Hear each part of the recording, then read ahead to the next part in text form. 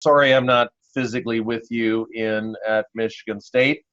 If your president had delayed his announcement, I actually don't know if you have a woman or man president, his or her announcement about the social distancing by just one day, I would have been with you. But the day of his announcement was the day that I canceled my flight.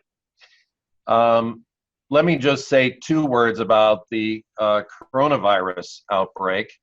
40 years ago or so, when I chose to go into the field of infectious disease epidemiology, a number of people suggested to me that I was making a poor career decision because infectious diseases were on their way out and the chronic diseases were what would dominate global concern going forward. Since I was interested in developing country issues, low and middle income countries, I thought that advice didn't apply to me. And when I came back from my master's degree training, I was overseas, and I came back in October of 1981, and I didn't come to any random city. I came back to New York City, and of course HIV had just been discovered in June of that same year in that city, and of course it hit New York City like a tsunami. And here we are, fast forward to 2020, and we're tackling a global pandemic of a novel virus that also, as HIV did, emerged from animal sources, making it a zoonosis. So if you ever get career advice saying that something is no longer being relevant because we've sort of wiped it out, just take that with a grain of salt. You can think of my little story. So in any case, I will dive into my talk with 2 older papers, Tom Quinn and his Ugandan colleagues, Ulgan Fideli, Susan Allen, and their Zambian colleagues. Both of these studies looked at discordant couples. So a man or woman would be seropositive for HIV, and the sexual partner would be seronegative, and followed them over time in the era when we did not have treatment in Africa. Both studies found the same thing that I'll summarize on the next slide, that you had far lower transmission to sexual partners with lower viral load. And this was then promulgated as a clinical trial with immediate therapy for HIV and compared to later therapy. And the HIV Prevention Trials Network 052 study, which in 2011 was designated by Science, the magazine Science, as the highest impact paper of the year. The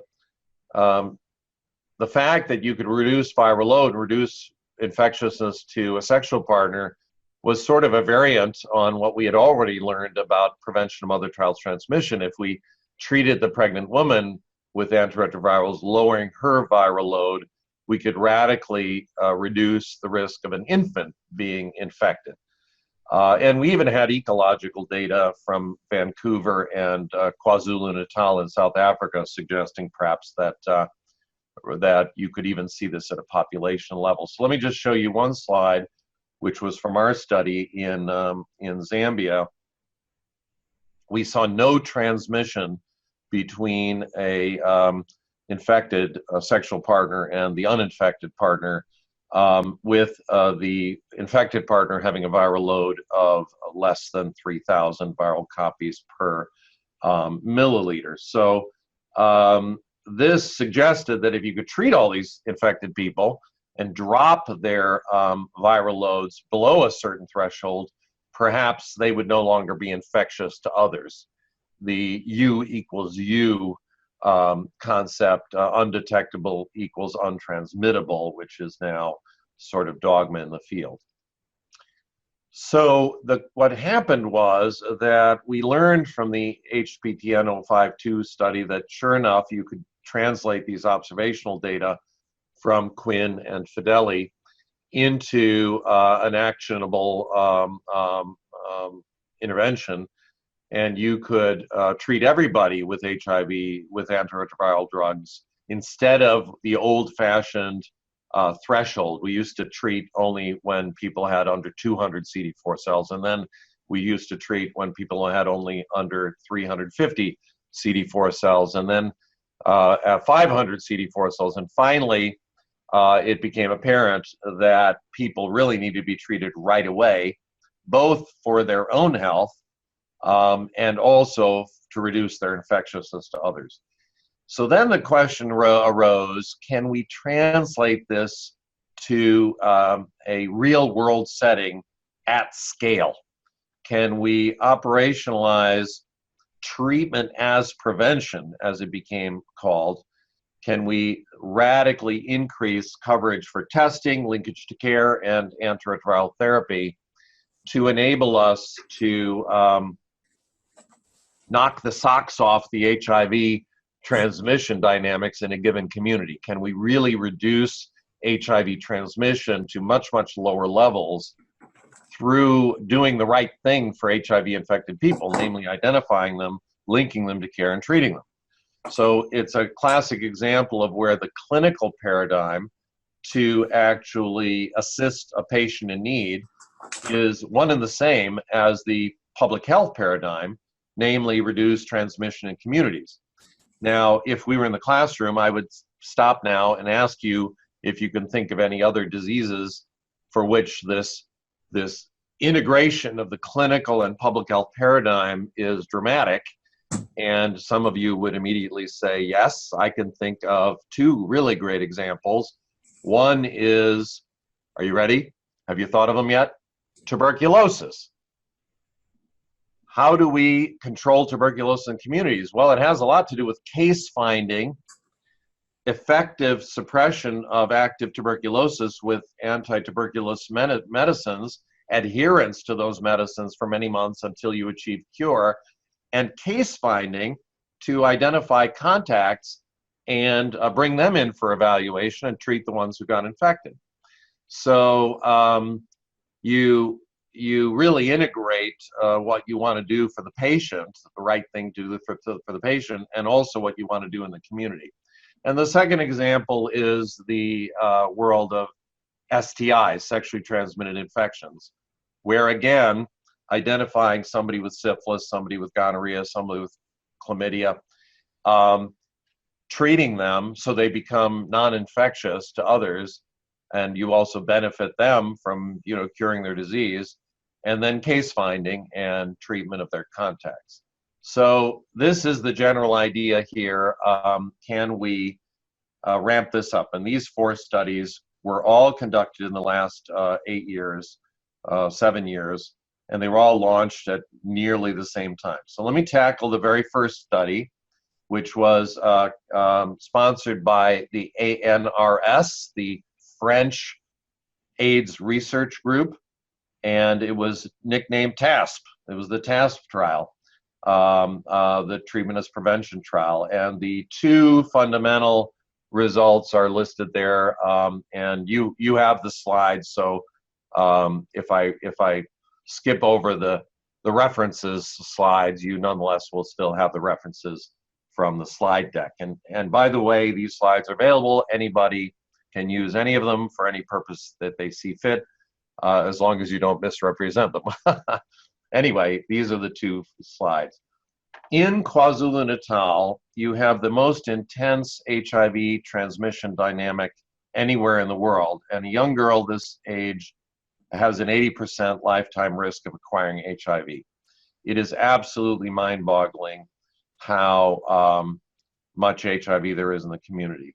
If you do surveys in certain parts of KwaZulu-Natal of young women delivering babies at, say, age 26, 27, half of all those young women will have HIV at that time.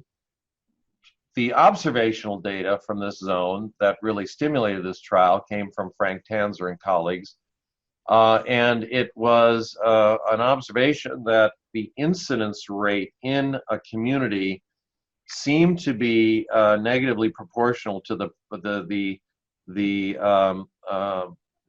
folks getting HIV therapy, the HIV infected persons getting HIV therapy. So even a small increment of an increased proportion of the HIV positive population getting therapy corresponded with reduced community level incidence. And this was so impressive to the reviewers and the editors of Science that it was published there. It's hard to get epidemiology papers published in Science. It's not a particularly focus of the journal. And Science is, along with Nature, the two highest impact science journals in our discipline. So it was very exciting for us. Those of us who are in this field were amazed by these data, because it was very hard to imagine getting up to sort of UNAIDS standards of 90% of persons who were HIV infected knowing their status, 90% of those persons being referred to ART-based therapy, antiretroviral therapy, and 90% of the people on antiretroviral therapy being suppressed in their virus load, meaning that they were adherent to the drug. And this gave us a sense, oh my goodness, maybe we can really achieve these goals. These are more modest. And they also did some elegant mapping of the highest prevalent zones and did some modeling of incidence rates in those zones. And they showed all these micro epidemic environments where you could have very high or much lower incidence risk depending on where you were living and what the community dynamics and networks were. So a lot of interesting data coming out of this. So that stimulated the launching of a community randomized trial. And if we have any time at the end of the talk, I would love to discuss with you the ins and outs of community randomized trials. They are complex, and they have certain challenges that individually randomized trials do not face, and we'll get into that later. Anyway, they had GPS homestead identification. They visited each house every 6 months. They had a questionnaire and blood testing with dried blood spots, and then the positives were referred to clinics. Some of these clinics were as modest as the one you see down below, essentially a container that was modified into a clinic, because they wanted to have these clinical services within a 45-minute walk of every single household in this community. They didn't want lack of access to care to be the rate limiting step. However, they found no impact whatsoever of their aggressive outreach to increase testing, increase linkage to care, and increase adherence to care. And this was a big disappointment, because you saw from the TANSER observational study a moment ago that even a modest increase in coverage seemed to correlate with incidence reduction. And the fact that they had this rigorous community randomized trial and they substantially increased coverage in the zones of intervention compared to the comparison zones, the standard of care zones, you would have expected to see something. So they looked at their data much more carefully, and they were able to explain why. So there's the UNAIDS target for 2020. 90% of HIV-infected people should be diagnosed. 90% of those people should be on treatment, and 90% of the people on treatment should be virally suppressed, such that 73% of all the people who are infected in a given community should be virally suppressed. And in the TasP trial, they didn't get anywhere near that. So they did exceed the testing. This home-based strategy every 6 months actually did reach the vast majority of the community for testing, but they didn't do a good job in linkage to care. If they were linked to care and placed on antiretroviral therapy, adherence was really quite high. But that middle 90, as we sometimes call it, the proportion of persons linked to ART-based care was really quite poor, under 50%, both in the control and intervention arms. So the way to think about the TasP trial, it was not a good test of concept. Pretend that I'm doing a study of a novel drug for rheumatoid arthritis, and none of my patients take the drug. Well, at the end of the trial, I find out the drug didn't work. Well, that doesn't say too much about the drug per se. It says more about the conduct of the trial and my inability to coax or convince or enable my patients to actually take the drug in question. So that's what I mean by a poor test of concept. So that's all I'm going to say about the TasP trial. Since it was a poor test of concept, I'd rather spend the time on the other three. So the Botswana Combination Prevention Project was renamed the Tsie Project in local vernacular. Its fundamental paper is in the New England Journal last year. This was a pair-matched community randomized trial in 30 communities in Botswana, and they had baseline and annual surveys in a random sample within these communities. They had rapid scale-up of interventions, and the study went from 2013 to 2018. What were the interventions? Community mobilization, home-based and mobile HIV testing, linkage to care support, expanded ART at government clinics, and also strengthening male circumcision. In the standard of care communities, they had the standard of care that the government, supported by the PEPFAR program, made possible. Now, for those of you who don't do any HIV and haven't been really tracking this, PEPFAR stands for the U.S. President's Emergency Plan for AIDS Relief. And that was started by George Bush in 2003 with a bipartisan initiative launched with strong Democratic support. And it has become the largest public health intervention for a single theme in global history. To wipe out smallpox from the face of the earth, we spent about $300 million. PEPFAR has spent to date more than $80 billion. So it is on a different scale from anything we've ever tried before, including polio eradication or global malaria control or anything else. It's just a different order of magnitude of how much money has been invested. Now, at the beginning of the trial, they were treating people who had less than, who had CD4 cell counts less than 500 or had high viral loads if they had greater than 500. But right in the middle of the trial, they the HPTN 052 results resulted in WHO recommending universal therapy for all HIV-infected people. And that then led the investigators to change their criteria and have universal test and treat, as we call it, in the intervention communities, and also the government launched that in the standard of care communities. So that became a little bit of a bias towards the null. You made the intervention communities and the standard of care communities a little more similar to each other, which would then minimize the chance you would see any significant result.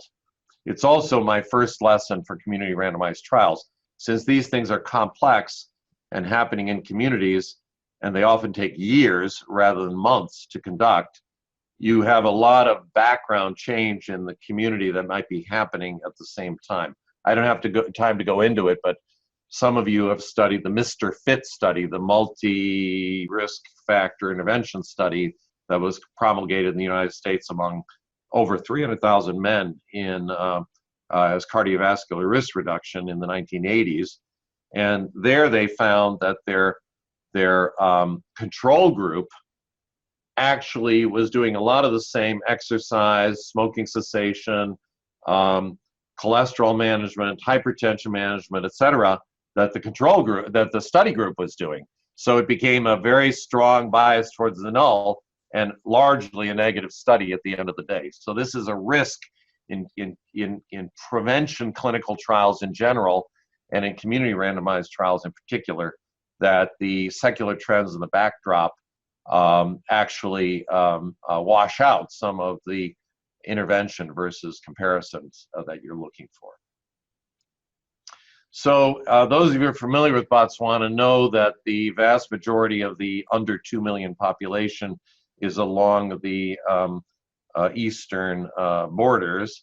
The rest of the country is the Kalahari Desert and the Okavango swamps, which are very minimally populated.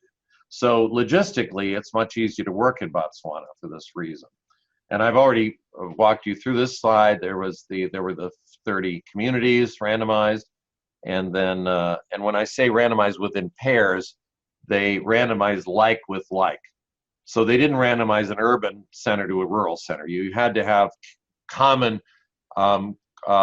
community characteristics and similar HIV prevalence rates to be a paired randomized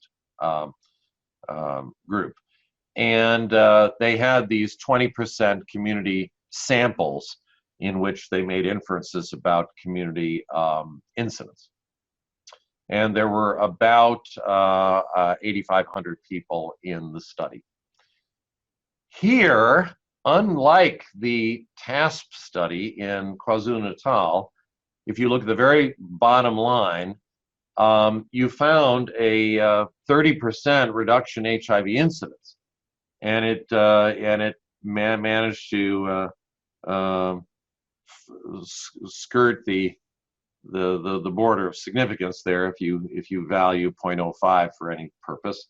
Now the covariates were put into the model because you're not randomizing 8,500 people where you would expect similar characteristics in the two groups. You're only randomizing 30 communities.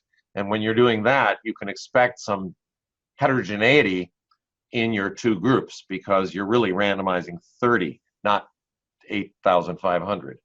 And so adjusting for sex, age, education, marital status, the number of concurrent sexual partners, and alcohol with last sex, these are all HIV-related variables, so they were adjusted for. So I think the adjusted incidence ratio is more valid in this case than the crude unadjusted ratios are.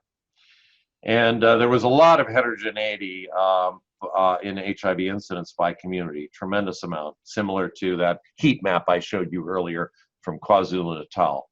In some communities with very low incidence rates, some with very high. And you looked at the proportion, and here you get some insight. So by coincidence, by random allocation of these communities, you had a difference in baseline in terms of the proportion of people with undetectable RNA at baseline. So you had, you were worse off in the intervention communities. And then at the end of the trial, you were better off in the intervention communities. And if you look at the difference of differences, you look at you're marching up 7 percentage points, of, about 1/10 difference. Whereas here in the comparison, in the intervention group, you're marching up 18 percentage points. So more, double the proportion. So you did see a substantial difference, but you also saw some considerable heterogeneity at baseline between the so-called randomized groups. Let me then go to the search study. The search study was considerably larger than the Botswana or the TasP studies, and the definitive results are in the New England Journal last year by Diane Havler. Here, there were 32 communities, about 10,000 persons each, and they were all also pair matched. And I should say that these studies talked to each other. They discussed clinical trial design. When I had a position of leadership in the HIV Prevention Trials Network, I convened all these groups at an international meeting, and we all shared our research designs and all tried to find some synergies in these designs and learn from each other. So this was a good thing. The search study was in Uganda and in Kenya, largely in rural areas. And it was based on health fairs, large health fairs, community mobilization, getting people to come for HIV testing in one gigantic sort of party. And if people couldn't come, there was some home-based testing. And they also had a very interesting model of looking not just at HIV, but also tuberculosis, diabetes mellitus, malaria, hypertension, as a more comprehensive chronic disease and acute disease approach. And they were looking to impact on this a wider swath of diseases. The study population was a whopping 150,000 people, and you can see how they were divided up in Kenya, Western Uganda, Eastern Uganda. The proportion were men, a little less than half, and you can see the distribution in age group. And I'll let you glance at the hypertension frequency, about 20%.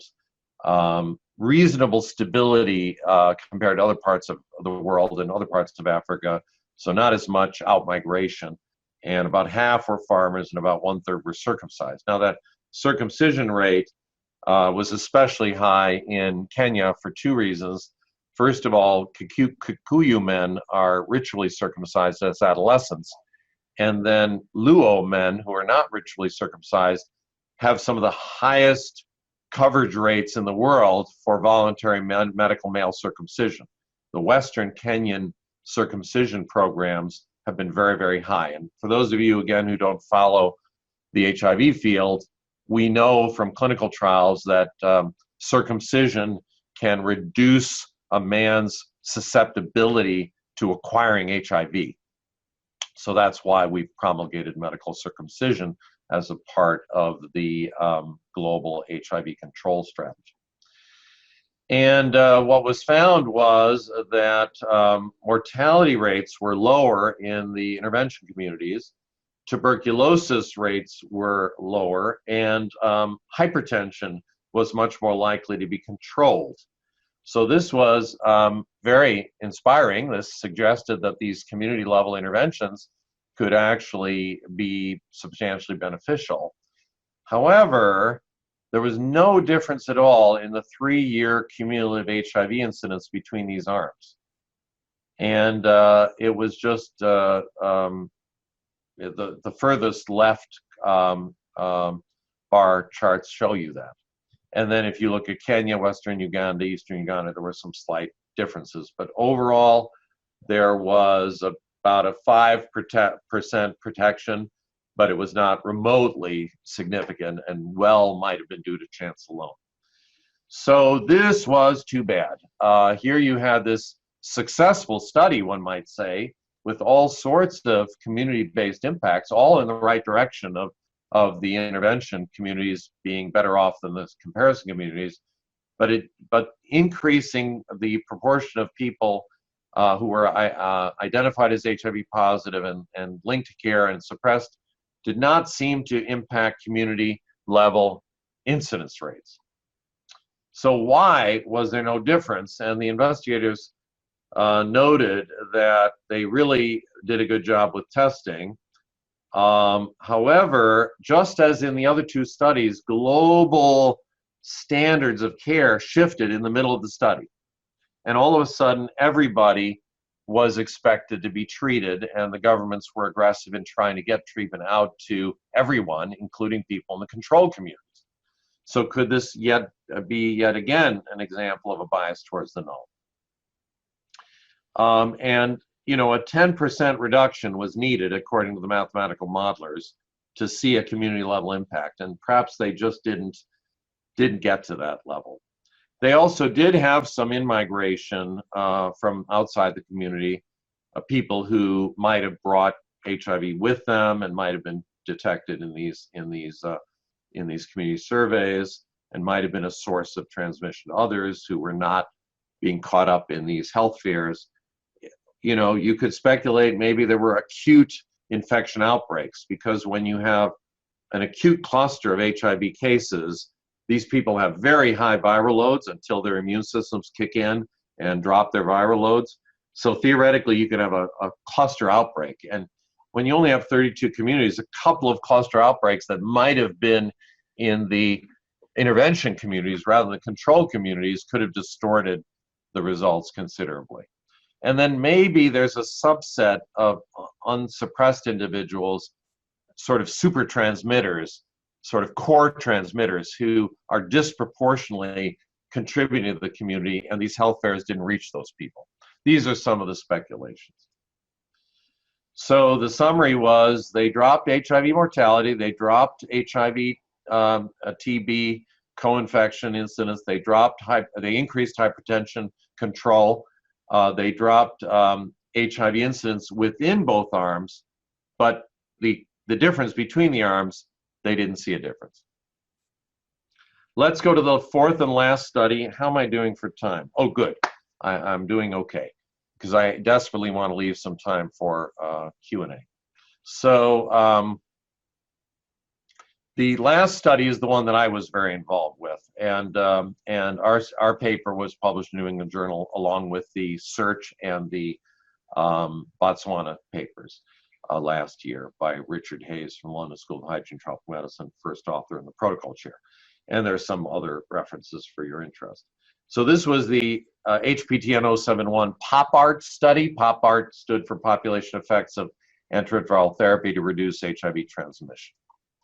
The original trial design was based on a PopART intervention package, which included annual rounds of home-based voluntary HIV testing conducted by a special cadre of community health workers. We termed them community HIV care providers, CHIPs, and they were promoting health, actively referring, helping with retention and care for all these different interventions. HIV treatment and care for all persons with HIV, circumcision, PMT-CT, promotion of sexual health and TB service, and condom provision.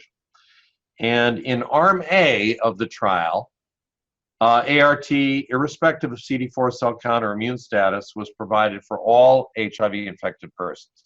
Now, this was novel. This universal test and treat was novel when we initiated the study. We also had an Arm B, which was this entire PopART intervention, except the only people treated were the ones who fell within national and WHO guidelines. So at the beginning of the study, it was only people with under 350 CD4 cells. In the middle of our study, just like with Botswana, just like with Search, national guidelines changed in both countries, Zambia and South Africa, where we were doing the study, and it changed at the WHO level. So we started treating everybody in Arm B, and the government started treating people in Arm C as well. So you ended up with a bias towards the null, making arms A and B more similar to each other, and making arm A and C more similar to each other, making arms B and C more similar to each other. But we were, we were well into the middle of the trial, and we forged on. The way we assessed incidence was through a population cohort, a random sample of 2,500 people from each of the 27 communities, followed up annually for 36 months. And this represented a target population about 52,000, but we ended up with about 40,000 people in the population cohort. So I can tell you that the HPTN 071 PopART study and the Search trial are the largest HIV prevention studies ever done, by far. Historically large studies. This is where it took place. There's a map in the middle. You see a map of Southern Africa. You see Zambia in the middle. You see South Africa at the bottom. And to the left, you have where the study was done in Zambia, and to the right, you have where the study was done in South Africa. The distances between sites in South Africa were much smaller than the distances in Zambia. If you drive from the Copperbelt to Lusaka, it's about 4 hours drive. If you drive from Lusaka to Livingston, it's about another 4 hours. Now, the primary objective were these pairwise comparisons between Arm A and C and Arm B and C. Why did we have Arm B? Because the question arose, could Arm A be too complex and too expensive for governments to operationalize in a real-world setting? what if we could do a much better job with the 90-90-90 coverage, but you really got your biggest bang for your public health buck with Arm B by just treating the people who fell below a certain CD4 threshold. Perhaps most of the community benefit in terms of reducing community level transmission would happen in that circumstance, and then perhaps that would be a more practical approach. That's why we did it. You know, 10 years after the design of the trial, it looks like we wasted our time with Arm B. But wait till you see the results of the study. That will really alarm you, I think. So here's the data on coverage and baseline. We visited over 55,000 households in South Africa, almost 80,000 adults in South Africa participating, nearly 100,000 households visited in Zambia, 180,000 adults agreeing to participate in Zambia. So vast numbers. And the coverage estimates, we found that we increased testing in arms A and B, we increased linkage to care in arms A and B, and we increased ART coverage in our arms A and B in this study.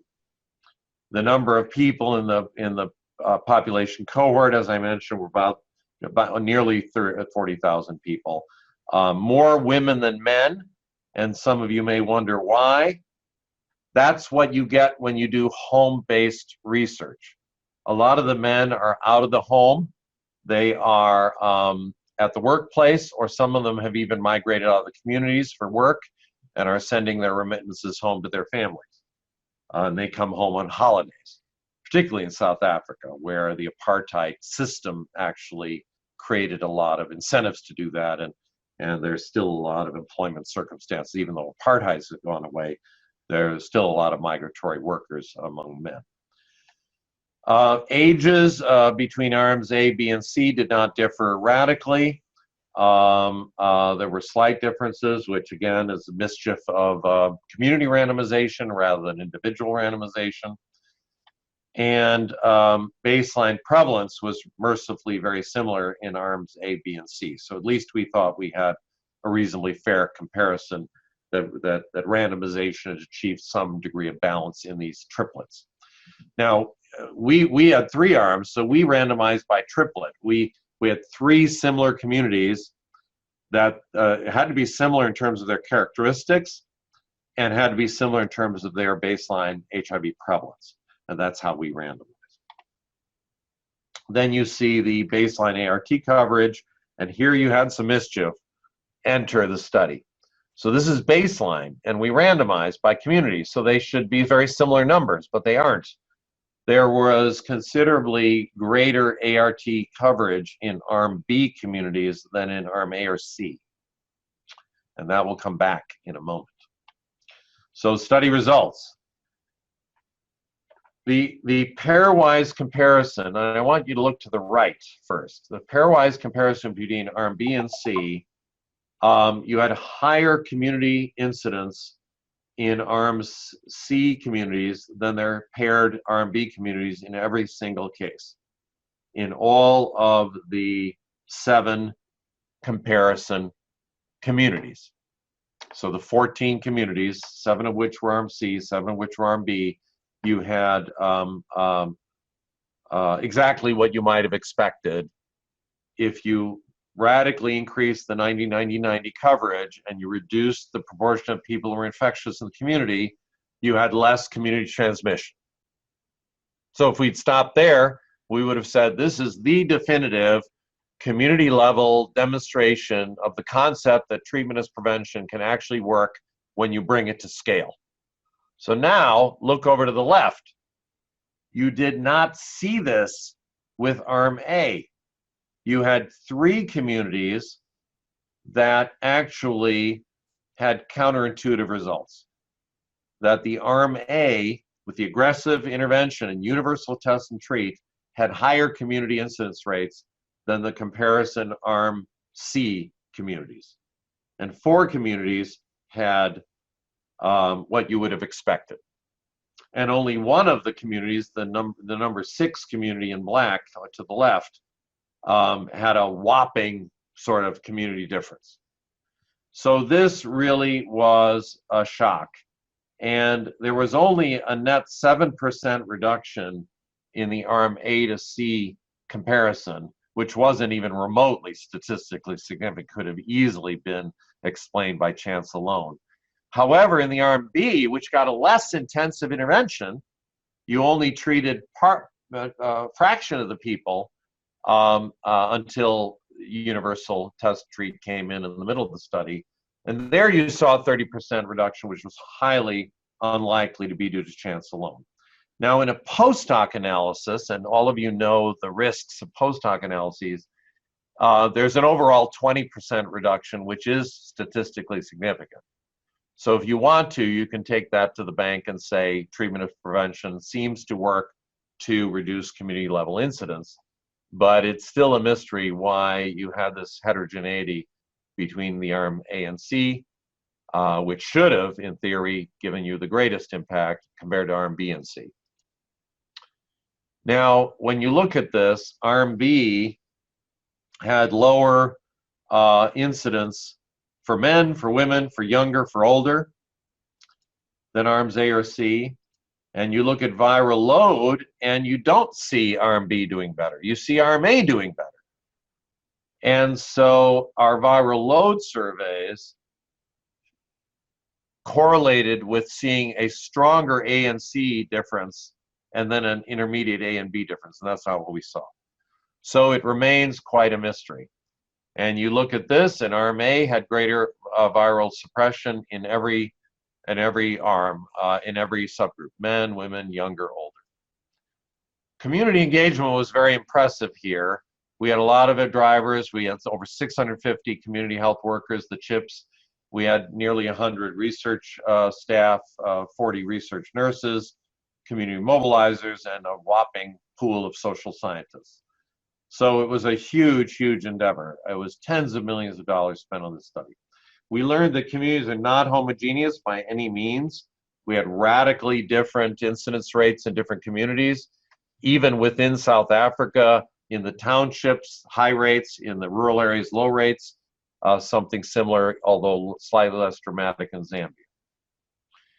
We did a lot of community engagement. I'm running out of time, so I'm not going to dwell on this, but trust me, we had consultation with community at many, many different levels, local levels, regional levels, national levels, and with the governments.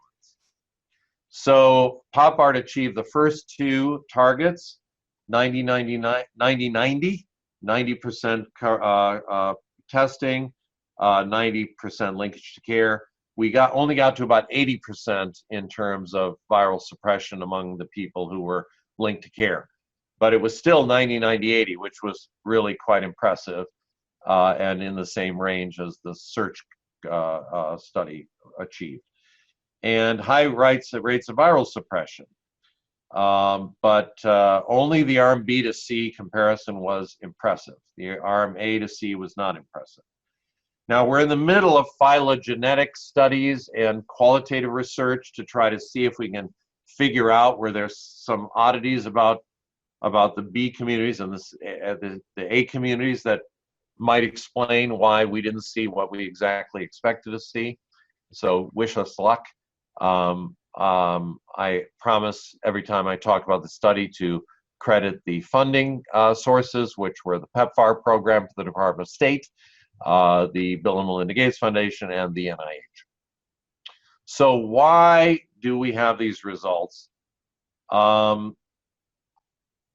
it be due to chance alone? And the answer is yes, it could be due to chance alone, mischief in the randomization of the communities. Could there be some imbalance post-randomization? I just proved to you that there was. Arm B participants were much more likely to be on ART than in the other two arms. Maybe we were asking too much from communities in Arm A. We were demanding universal test and treat from the very beginning of the randomization, and maybe it was a more gradual introduction in Arm B. But the fact that Arm A achieved greater viral suppression than Arm B doesn't go with that solution. Maybe there's something about the people we missed. Sure, we did a good job, 90, 90, 80. But maybe that last 15, 20, 25%, maybe those people are disproportionately influential. Think about public health in general. You may spend $10 million reaching 90% of your community for a given intervention, and then spend another $10 million reaching the next 5%, and you're going to need $300 million to reach the 5%, the last 5%. And that's what we're seeing in polio eradication. With one investment, we managed to wipe out polio from 90% of the places it was endemic. Then an equally large investment, we managed to wipe it out from the next 9%. And that last 1%, we're sinking vast amounts of money to try to wipe out that last 1%. And part of it's because it's in Afghanistan, which is in the middle of a war, and in Pakistan, which is next to the war. So this is a truism in public health in general, I think, that to get to that last proportion, you really need a disproportionate investment. People who are disenfranchised, people who are not in touch with the standard health system, people who are afraid to come in for care because perhaps they're undocumented, or perhaps they have mental health or substance use problems, they're homeless problems, they're food insecure, whatever it might be. That's social determinant of health. And then I'm thinking that maybe these studies were too short. 3 years, took us half the time just to get our act together, figure out how to do 90, 90, 90. And maybe if we'd done a 4th year, we would have seen a fairer judge of what this intervention was in the communities. And we've written a little bit about that, a paper in the Journal of AIDS last year. This is a summary from Salim Abdul Karim, whom Professor Paneth knows very well. And was one of our trainees. Actually, I was on the faculty at the time, and I was his master's thesis advisor back at Columbia in the day. And he's now a major leader in global HIV research from his home country of South Africa. So in his editorial in the New England Journal, and this is a modification of that, he summarized where we are. And the Botswana and arm A to C comparison in the PopART study were the most impressive. The arm A to C, not so impressive. The search, not so impressive. And the TasP didn't see anything at all. So that's what it looks like as a summary. So if you want to, you can say, look, it looks like treatment as prevention does in fact reduce community level incidence, but it's not as robust as we might have hoped. That would be my 1-sentence summary of all of these studies. So I want to acknowledge slides. I want to point out we've written more about this, and it's forthcoming in current HIV/AIDS reports, which is a review article journal. And I want to thank you for your attention.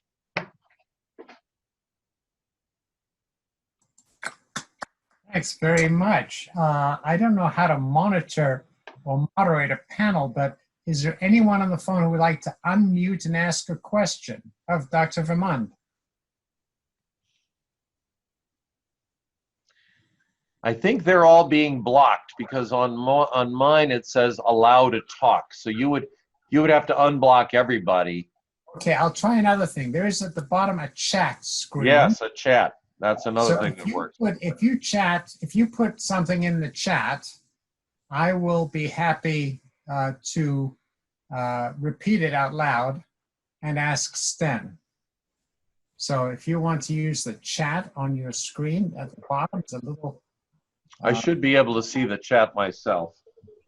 Yes, the cartoon bubble.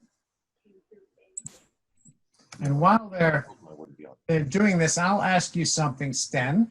Sten, the issue with the truth is that if we randomize basically 7 units, 7 communities, it stretches the power of statistics to give you with such a small sample assurance of things being balanced, right? Well, I'll give you an example of why you're absolutely correct, Nigel. We did see a 7% lower seroincidence in the arm A to C comparison. But when you're only randomizing 7 and 7 in that pairwise because the other 7 communities are in the B group. You even though you have a huge sample size, so much of the power is driven by the number of communities that you're randomizing that you're not even close to finding statistical significance. Right. Now, I can promise you that if you randomized 26,000 people instead of 14 communities, and you found a 7% difference in incidence, yes, you would be highly significant. Yes, that's also true, right. And you may remember community trials which had a lot of villages, like Nick Cunningham, remember Nick? Yeah, I remember him very well. And his trials in West Africa, and the trials done on vitamin A in Indonesia, they had 250 villages in each arm. There you get some power. Yeah, you're absolutely right. And the problem is that HIV incidence, even in zones where it's high, is still not that high. You're still talking about 1% per annum or 2% per annum. So it's nowhere near as high as, say, adverse event. I'm sorry, let me get rid of that. An adverse event from you know, a feeding study, or you know, a malaria study, or any number of studies where the events are far more common. Right, right. Okay, I have a question from Joey Luo in our department. Please elaborate a bit more about the advantages and disadvantages of community randomized trials compared to individual randomized trials, or between matched or unmatched community trials. Good. So let me tackle the first one.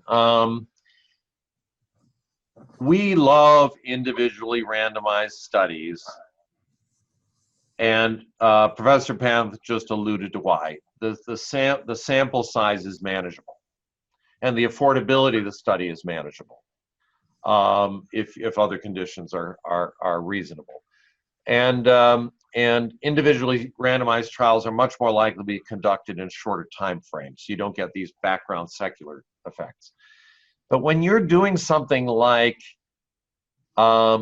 increasing HIV coverage in a community, linking those people to care and then suppressing them, you cannot do that as an individual. The whole point of the study is to see if you can influence community incidence.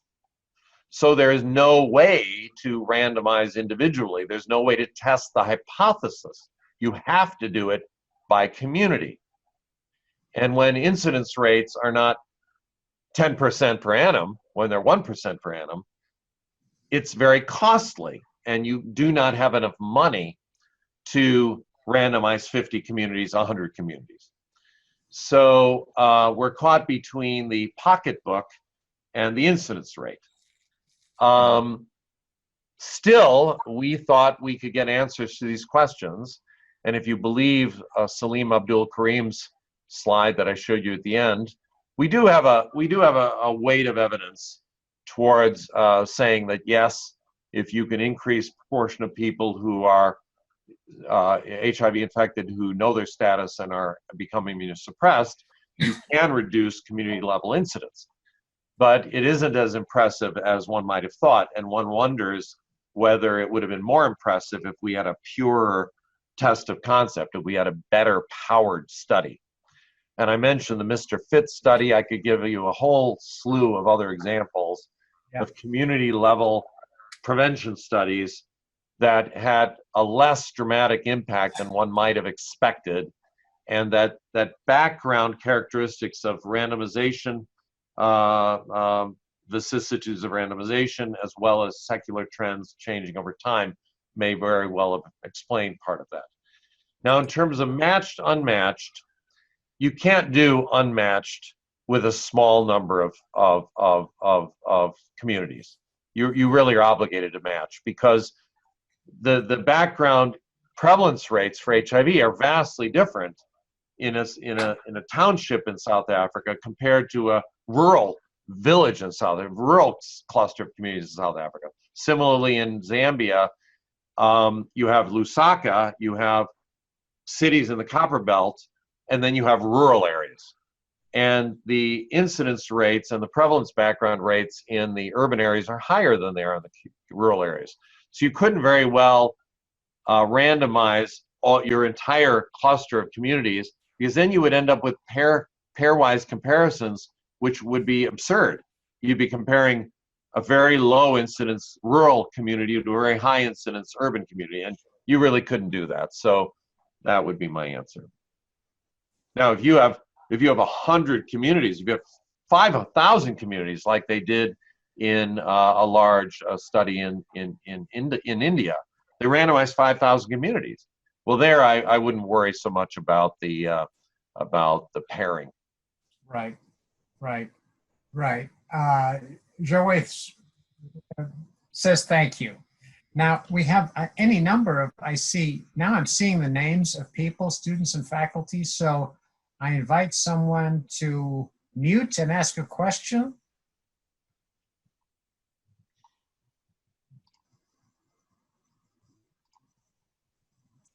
Anyone? I mean, you can unmute. Can you unmute yourselves? I think they have to be given panelist privileges to do that. But I'm not sure. I hear someone. Oh, good. It's Joey. Oh, Joey, okay. Yeah, a question about the implication for ecological studies, because we started this story with the ecological study finding. Oh, I'm glad. Oh, I'm so glad you asked that. I'm so glad you asked that. I mean, that study from Tanzer et al., published in Science, which is a pretty good place to study, is very impressive. It seems like there is a dose response that even at relatively low levels of coverage, you are going to have less community incidence. And it was completely bogus. I mean, that study is in the trash heap of history. Oh, wow. And there's nothing wrong with the study. The study was well done. It was done by top caliber epidemiologists. But Till Beringhausen is an incredibly capable methodologist and outstanding. Was at Harvard School of Public Health for many years. Now he's back in his home country of Germany. But he's one of the leading lights of implementation science methods. So I love these guys. They're a tremendous research group. They did nothing wrong in their ecological study, but it was completely bogus. There were unmeasured confounders that we do not know about that explain these findings, because the much more definitive clinical trial couldn't document this at all. And I've shown you the results of the other clinical trials, and none of them were anywhere near as dramatic, suggesting a treatment as prevention effect as was the ecological study. I would say the same goes true for the ecological observations in Vancouver. I didn't present you the data, but Julio Montaner in Vancouver has published a raft of papers, all of which are ecological associations. And he claimed as the use of antiretroviral drugs increased, incidence in the community decreased. And I can tell you, having read most of those papers and studied them, that there were confounders in that were apparent to even a reader like myself. At the same time that they were rolling out antiretroviral therapy, they were also rolling out needle exchange, and incidence rates in drug users were plummeting as a consequence of needle exchange, and they couldn't disaggregate that from their so-called treatment as prevention effect. So all we know is that as ART was rolled out, and as risk in drug users was diminished with needle exchange and drug treatment programs, community incidence seemed to drop, but we don't really know why. So please, I've written a half dozen ecological associations in my life, and every one of them turned out to be predictive of what we learned later on to be the case. But I can tell you there are many here's an example. What about the studies in Malawi looking at prevention of mother-child transmission and vitamin A levels in the mother? And there was an exact dose-response effect from Richard Semba in Lancet, if you want to look it up, Semba, S-E-M-B-A. And there was a beautiful dose-response effect. I use it for teaching.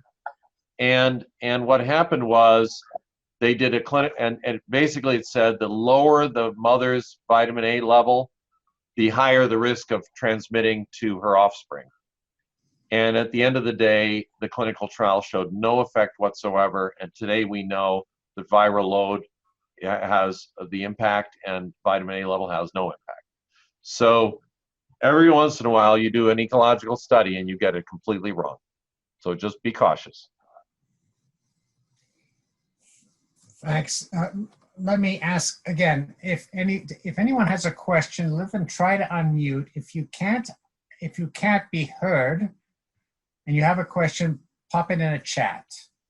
So I see lots of people out there, lots of familiar names from students of ours, faculty members.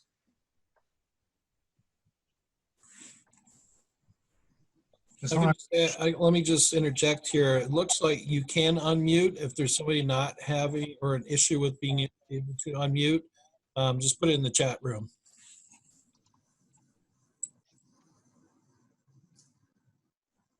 Yeah, I see some people don't have a mute sign. Velisha doesn't have a mute sign. No, Velisha does.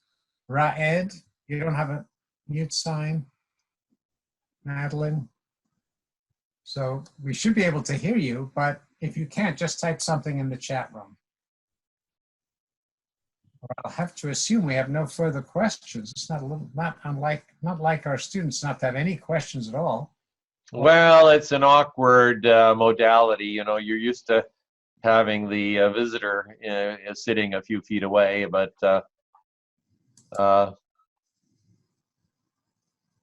well, I'm just a little bit reluctant to not assume that the technology isn't working, or the people don't have any questions. Can I ask one more question? Joey again, okay. Go ahead. Yeah, I heard what says social determinants of these outcomes. I'm not hearing you very clearly, Joey. Okay. a little louder, please. Thanks. Wait, sorry, hold on. Yeah. Okay, so better? That's much better, yes. Sorry, okay, so when you mention social determinants of HIV, or let's say any outcome, do we mean individual social economic factors, or do we mean local community influence, policy, resource, and that kind of thing? That's a great point.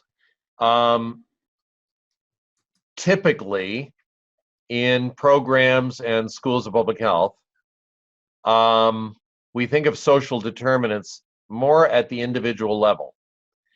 And so if you are homeless or you have stable housing, if you are food insecure or you have access to food, if you have access to healthy food versus less healthy food, whether you use drugs or you don't, whether you are employed or you're not, on and on and on.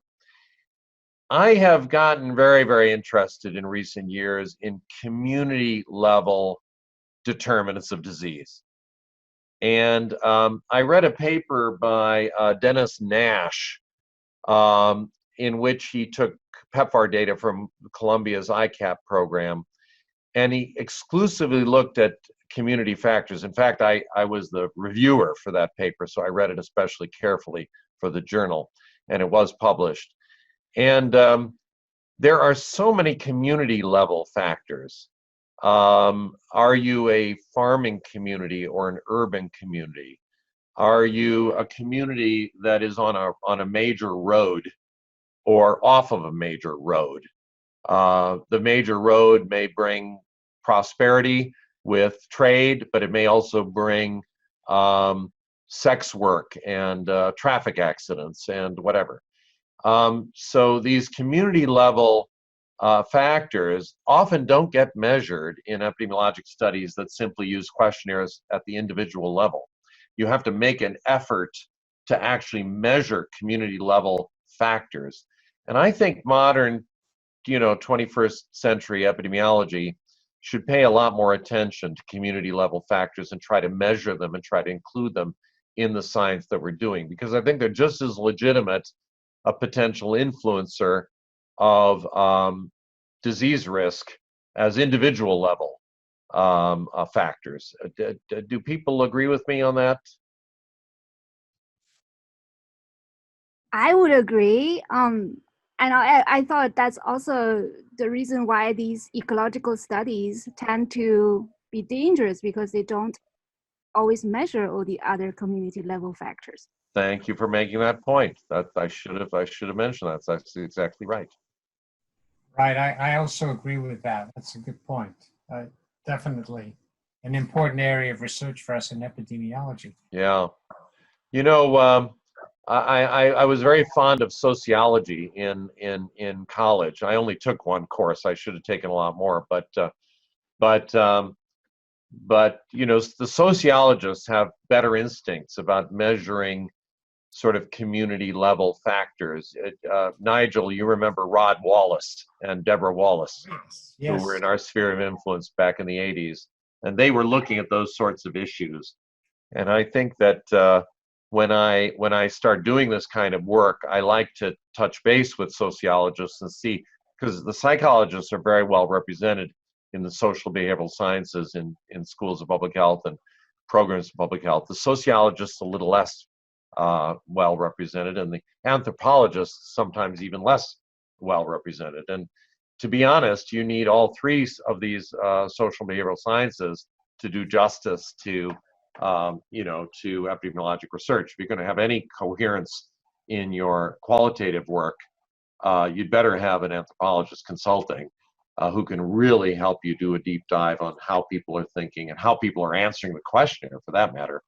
And then the sociologists and psychologists need to blend their skill sets on your behalf. Yeah, I hear a little of the influence we both imbibed at Columbia through Mervyn. That's right. That's right. You're exactly right. I have a question from Karen Wang, one of our students. Oh, I can see it. I see it here. Okay, go ahead. You can read it out, perhaps. Okay. Since HIV is becoming a chronic condition with the ART widespread use, I wonder your point of view on HIV-related aging and implication on natural aging. So it's a huge topic in the HIV field now, HIV and aging, because life expectancy of people who are diagnosed and put on antiretroviral therapy in a timely fashion can mimic the life expectancy of HIV-uninfected people. However, we know from elegant clinical immunology studies that even optimized viral control, where you have no detectable viral load based on excellent adherence to antiretroviral therapy, you still have indicators of chronic immune activation. There are still antigenic challenges to the human host that correlate with a variety of low-level immunomodulation, particularly immune activation. And that seems to be a risk factor for a variety of cardiovascular conditions, a variety of cancers, rheumatologic conditions. So we're in the throes, those of us in the HIV field, in studying HIV and aging. One of the leading lights is here at Yale, a woman named Amy Justice, who has a huge study in the VA, the Veterans Administration system, studying veterans who are getting optimized care because they have socialized medicine. There's no obstacle to them getting care because they're in a system where they're eligible and they can access care anytime they want it. So you remove the sort of access to care variable in the VA. And you can study the biological elements much more efficiently than in a variety of populations where access to care is highly variable.